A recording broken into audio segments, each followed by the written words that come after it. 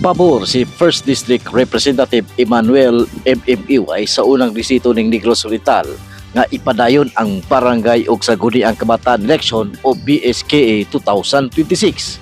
Matod pa ni Congressman Iway, bisan pa sa kadaghanan nga mga congressman ang gipaboran ang pagpuspon sa eleksyon.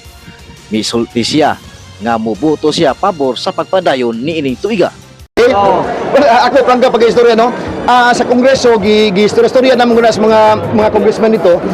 I would assume mga 90% gid siguro sa mga congressman ganahan gid ma-postpone, pero ako personally ni pabalo na pag sa kong partido sa NPC nga mubot ko nga yes gid ni padayon na gid ang eleksyon. Kiingon sa kongresista nga napospon na ang PSKA kaniadto busa importante nga hatagan na ang mga botante ug gigayon nga makapili sa mga bag-ong leader sa ilang barangay. Postpone na mo na siya before. Tagaan na po na to higayon ang mga katawhan ba nga makapili og bag-ong nga leaders kung kailangan manggani. Dugang pa sa kongresista, dili angay mahadlok ang mga incumbent nga barangay official kung maayo ang ilang pagserbisyo nga masaligan.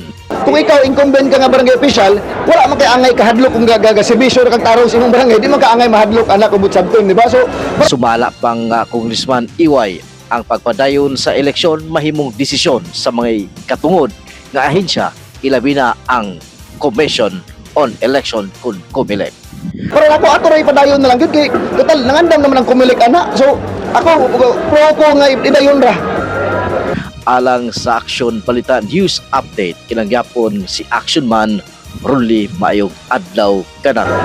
Aksyon Balita! Walay pugong-pugong mubulgar sa kamatuuran sa kanginan.